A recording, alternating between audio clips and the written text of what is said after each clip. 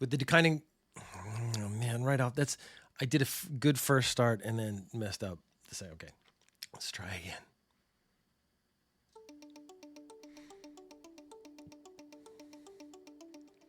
With the fuck. Declining. I need to do some mouth warm-ups. Declining.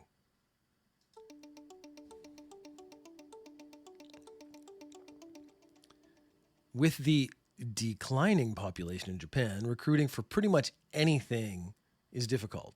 So companies are having difficulty recruiting things like the military, let's say. There are less people to recruit from, so numbers are going down. And the military, honestly, for a lot of people, not the most attractive option. The self-defense force in Japan has decided to try to increase recruitment by relaxing some of the standards. And this is one of the slippery slopes, because when you get so desperate to need people and you start accepting, people with hippie haircuts, which is they're on their way. So they've decided to relax hairstyle regulations. So I guess so you can look good on the battlefield. So as I run across the battlefield like I do in COD, guns aiming at nothing because I'm just shooting randomly in the air, you can see my golden locks fly out behind me. They're trying to attract younger people. And what they've decided is that women don't have to have short hair. So they had to have very, very short haircuts, like still just like above the ear kind of haircuts.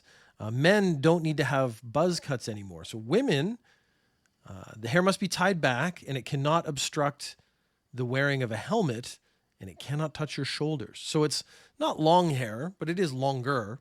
And then men, they said there is an athletic standard for men. And the thing is, I don't know what the athletic standard is when it comes to hair. I assume by that they actually just mean short-ish all around. The thing is, an athletic haircut where I come from in Canada would be the hockey mullet. So short in the front and long in the back. That would be very much what I would associate with a certain kind of athlete. And I don't think that is what the Japanese military is really going for. They have tried anime in the past, but we're not going to see any anime waifus on the battlefield because you are not allowed to dye your hair.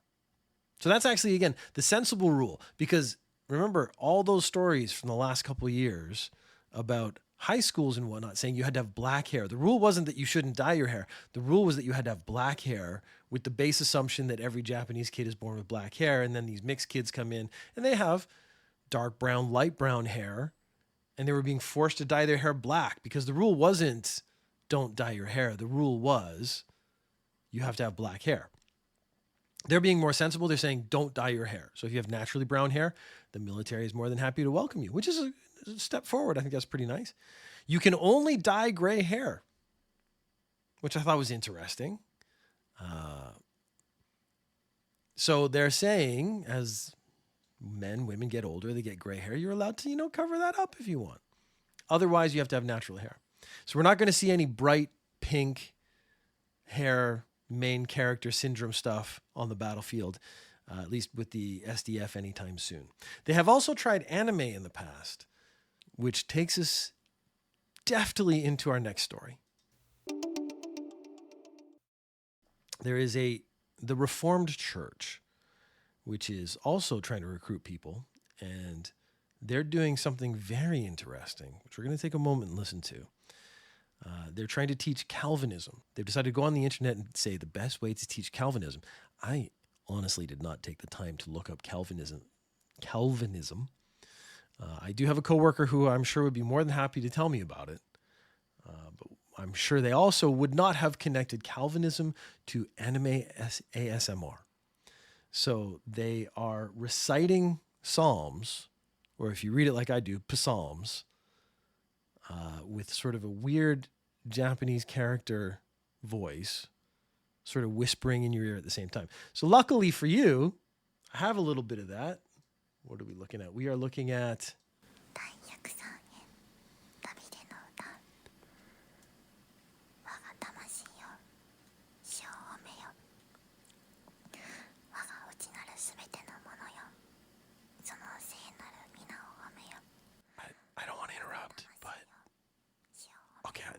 Japanese is too hard for me to understand, but I think she's reading Psalm 103:2. And I mean, we could just do it together for a while. If I could read I can't read the Japanese fast enough. I can sort of read the Japanese, but no way I'm going to be able to keep up with a native speaker. So I don't know when you would listen to this. I guess this is, you turn this on, you go to bed, and you get that tingly feeling in your ear. And then join the church. All right, there are 3.5 minutes more of that. We don't need to listen to any more. Just another weird thing, combination, Japan anime recruitment to try to get those nerds, I guess, to come to church. The military, actually, it was 2 years ago, I believe, actually was using anime posters to try to attract a certain segment to join the SDF as well. I don't think it's a bad idea. I mean, most of the military now at this point is probably computers. It's drones, it's computers, it's logistics and stuff. You need people who are more than happy to sit in a chair 10 to 12 hours a day and get paid to mess around on a computer. This is the right demographic for it. And then they get to call themselves soldiers and pretend they're in an anime where they're like fighting cyber stuff, which they might actually be. I don't know. I mean, that actually may work out for you in the future. The host club crackdowns continue, which is good. Because everything I've heard about host clubs is making me like, I just wonder. Every time the story comes up, I just wonder, is it that good? Like, is it the men sort of fawning over you that good? I'll fawn over you for a much lower price. Let's put it that way. You throw $20 my way, I will fawn for a little bit. Anyways, there's a little bit of fallout. So again, because this is a recent development, this means these are going to be the first time charges are put towards host clubs in this way. So one club was suspended for charging huge fees. That's kind of like a constant that everyone knows is going on, but was never punished before. I guess it was one of those things where like the police are like, you know where you're going. You know they use manipulation tactics. You know they're going to try to jack up the price. You're in for it. That's up to you. But now they're like, no, it's gotten too far because once you're in so much debt, they try to force you into the sex trade of some sort to pay off your debt. And that's maybe going too far for the police in Japan. I guess massive debt wasn't enough, although it should have been. So one was suspended for charging huge fees, and a second was suspended for admitting a minor.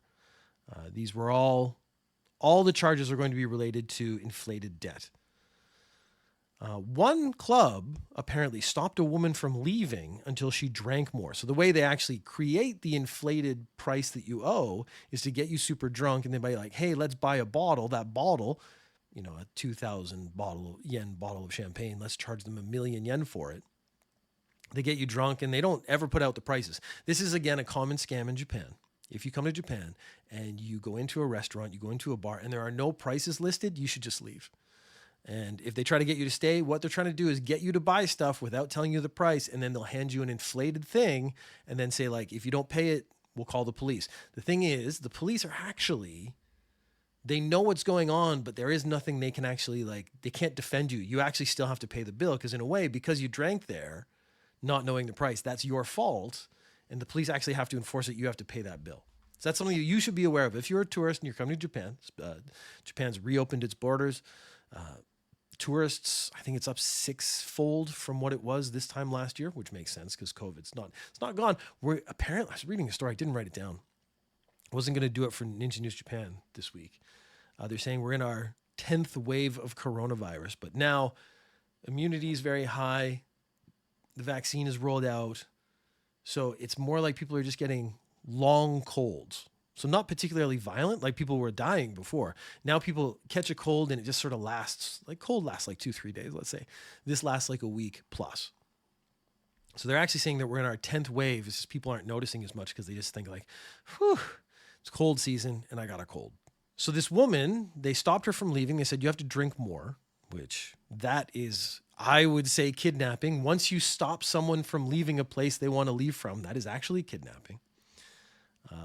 Then they made her take out 850,000 yen from an ATM to pay off the debt that she had just racked up from them keeping her in the place, in the host club, so that she could drink more. So they basically made her stay, drink more to rack up a bill, and then made her go pay the bill. If these punishments go through, this is going to be the first of their kind in Japan. And I really do. I think the host club system, scam, whatever you want to call it, is one of the grossest things they have. And I would really like to see. I don't have a problem with what's happening. Like, you want to go and pay someone to talk to you. I personally wouldn't do that. But if you're comfortable with it, that's okay. Just make it a fair business. That's the only thing I would say. Just make it a fair business. Off we go. But that's apparently not good enough. You have to rip people off. And that's where it's where everything goes wrong. It's why we need regulations. Don't get me going on regulations. I know everyone out there is listening to this is like, oh, Peter, do some ASMR about regulations, but the regulations you would put into place on corporations. I know that. That might be my new podcast. Corpo ASMR Regulatory Systems. They've decided to stop running snack carts on Shinkansen. So if you go on the Shinkansen now, the bullet train, what happens is a lady, it's still very sexist. It's usually, I don't think I've ever seen a man do it, so I think it's pretty fair to say a lady. A lady comes down the cart and she's like, do you want to buy an overpriced chocolate? Do you want to buy an overpriced tea? Do you want to buy something that's you should have bought before you got on the train? Everyone just buys stuff and brings it on the train. So those things are not profitable. But it is an in-train service. I think way back, probably when they weren't ripping people off, people probably bought from it and it was maybe a good deal. I don't know. I've never bought anything from it. I always buy snacks and bring it on the train if I ever have to go on the train. So these carts, there's a lot of train fans in Japan. So these carts, what are they going to do with them? Well, they're going to put them up for sale. And if you want one, you have to enter a lottery to be able to bid on the cart. There are going to be 50 carts and they're going to sell them for 100,000 yen each. Now, I don't know if there's bidding involved in that. I think they're just going to sell 50. So I think the lottery, there are going to be 50 winners and you each have to pay 100,000 yen. You have to be able to pick it up yourself by the end of February. So this is all happening very quickly. We hope, a quote from the representative of the Shinkansen, we hope they will be put to good use and not used for some weird sex thing in a movie. Some of that was added on by me. There's someone out there, completely innocent, who's building his own inside of a Shinkansen in his house. And he's weird and he's got too much money. I can't judge that. I have my nerd stuff in my room. I'm not as bad, primarily because I'm poor. I think if I had a lot of money, I would buy a lot of stupid stuff. And I'm a fan of something different. So it's hard for me to judge. But there is another segment that's going to be like, let's recreate a Shinkansen and then make an adult video and then have the girl push it down and then have some sort of encounter with a passenger. I could totally see that being a video. And then they could say, this is an authentic Shinkansen cart, and somehow that's a selling point. Why did my brain go there first? Because I do Ninja News Japan and I'm now deep into Japan psychology. When they have like, let's add a little authenticity to something, they will absolutely go for it. Once you win the lottery and you pay 100,000 yen, there will be no cleaning or repairs done before the sale. So the condition they are in on that last day of service is the condition you will get it in. I think not cleaning it is a problem, again, because of the fanciful, weird people out in the world. I think you should just clean it up. Yeah, repairs, yeah, let them repair it themselves. I'm sure these are the kind of people who would really enjoy repairing it. And as part of the contract of winning the lottery, you cannot resell it. So I can't win the lottery 10 times, buy 10 carts, and then resell them on the internet. Then, if I do that, I'm going to get in trouble. Beppu City. They got some youth baseball going on, as most cities do. Baseball's, I think, the most popular sport in Japan. Shohei Ohtani, probably the most famous baseball player. So famous, I've heard of him. I don't watch baseball. I do not follow sports. So he has to be super, super famous. I don't think. I know he just did the like 700 billion dollar contract over X amount of years.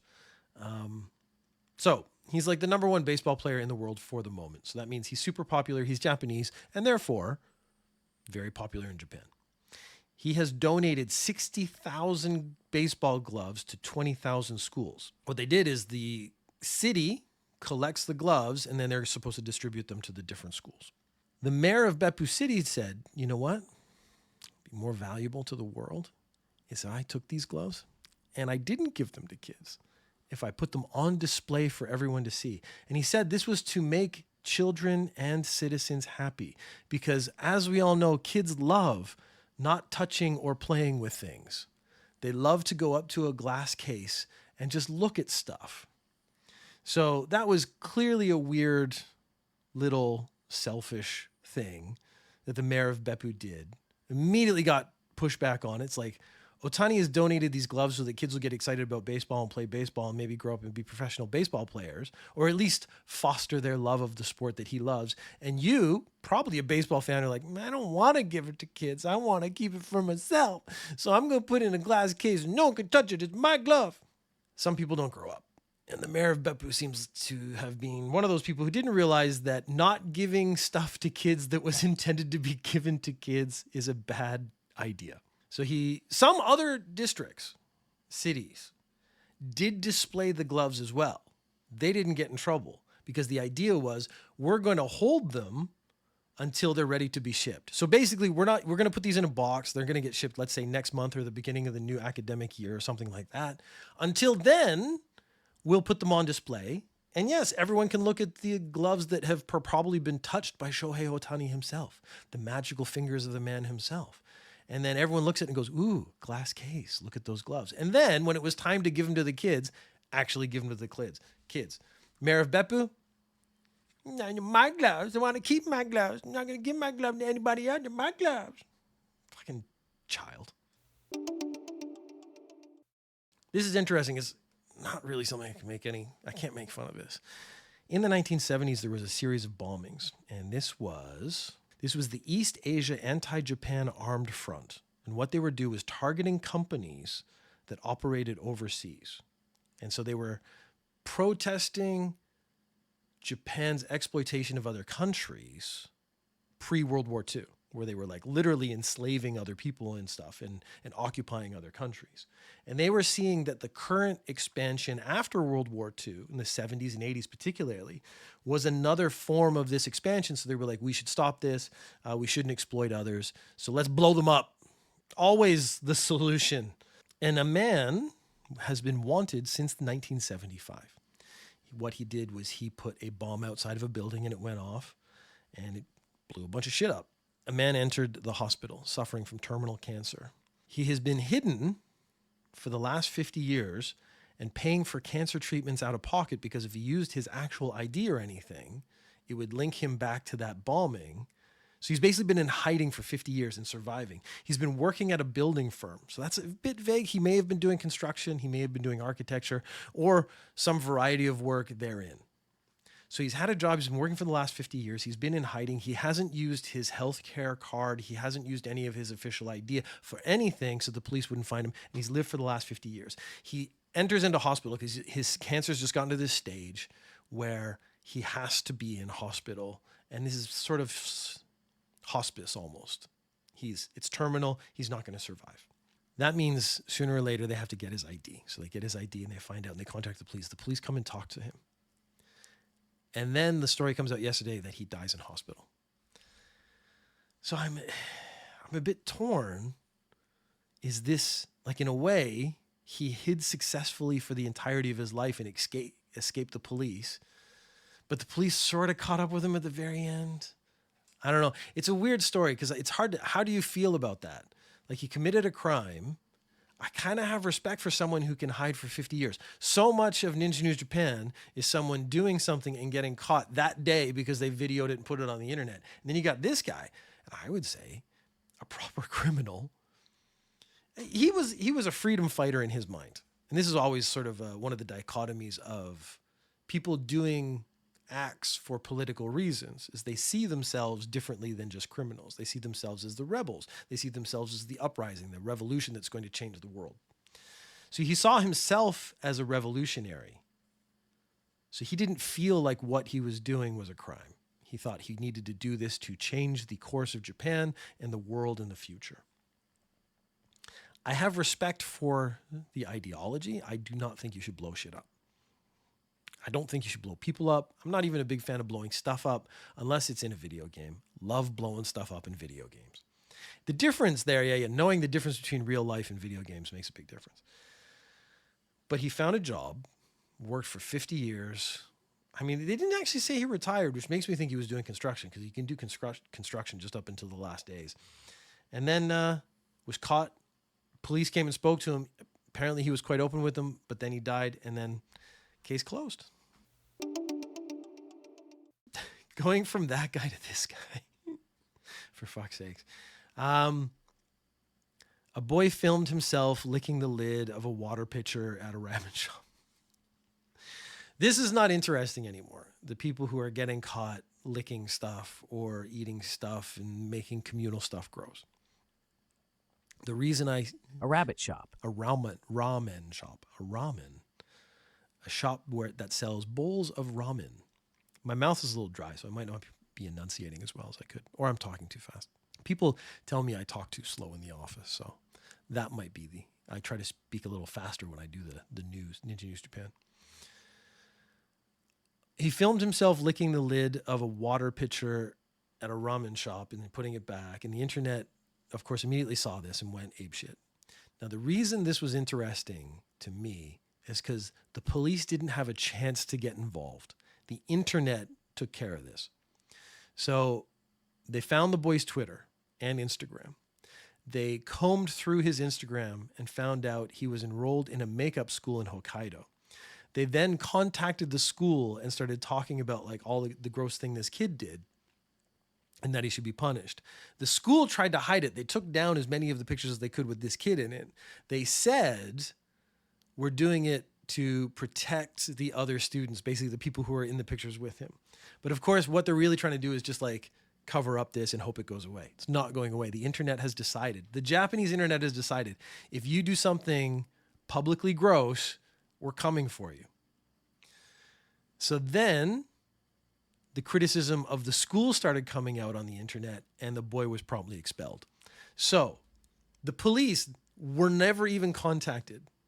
This kid licked something in a restaurant, videoed it, put it on the internet. Days later, not even like multiple, maybe 2 days later, he's been expelled from the school he's enrolled in. And that shows you where we've come to Japanese society, because now we're at the point where if you do something like this, it's just been decided it's so morally reprehensible, they're just going to come after you. Last story. Trying to mix up the last stories. I used to do 50-year-old creepy men. Those stories have actually fallen off recently, which speaks good for my people. And then also maybe a little palate cleanser at the end instead of the same stuff. The National Long Bath Competition for Capybaras was held this year. This is the 12th year in a row. This is the first year I've heard about it. I'm very interested in this. There are 5 zoos currently with capybaras. And what they do is they choose a day. Creepy men are more active in the spring. They need the warm weather because in the cold their joints are sore like me. And then they can't do it. They have to I got to wait till spring and then I'll get my shit together. 5 zoos. What they do is they monitor the capybaras and they choose a day. And the capybara that takes the longest bath that day wins. What do they win? Probably nothing. The glory. I mean, when I did all my judo tournaments, what did I win? Tiny plastic trophies that I could buy myself for like $20. Probably not even. They were really cheap. I actually was talking to a guy once. I was like, you know what you can do? You can just go into trophy stores and get trophies made with your name on it. You don't need to actually bother with the competitions or anything. And then I could just have like a rack behind me with just hundreds of trophies on it. If it's far enough away, you're not going to read the plaques. That's fine. And then this other guy's like, oh man, how long does it take to get a black belt in judo? I was like, well, you go into the store and if you have 700 yen, it takes about 8 minutes because they have to go find the right size. They don't check. They don't check if you don't need like a certificate to buy a black belt in a martial arts store. You could go in, buy any color, throw it on, there you go. They don't check. Trophy stores don't check. Martial arts stores don't check. You can just construct that yourself. I don't know why I went on that little rant. It's for the glory. Truffle was a capybara, local favorite to win. Did a 1 hour, 50 minute, and 49 second soak in the bath. But you know what? Donut came in and said, fuck Truffle. I am going to make this not just a win, but a fucking murder. The Nagasaki Biopark hero, Donut, did a soak of 2 hours, 53 minutes, and 57 seconds, blowing Truffle out of the fucking water, figuratively and literally.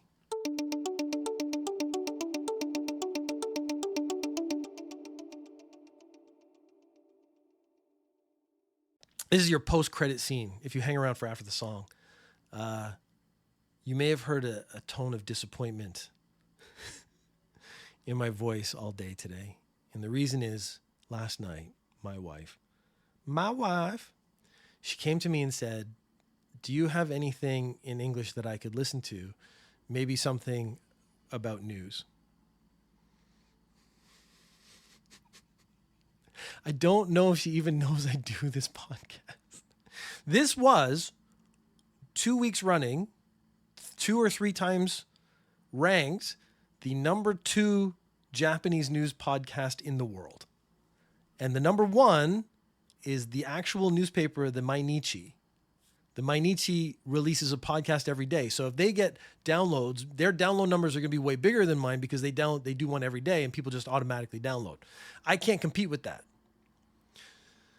So Ignaz has just put in the chat, did you recommend her your podcast? No, I didn't. Because I was so hurt by the fact that I'm not 100% sure she even knows I do this podcast. The number 2 Japanese news podcast in English. Hey, do you have anything in English that I could listen to so I could practice my English? Maybe it has news or current events in it. Maybe something even more casual than the formal English to help me get more natural English in there. Do you know anything like that? Do you? You know what? No, I don't. No, I don't know anything like that. I don't even think that's a concept. I don't think anyone's ever done it in the world.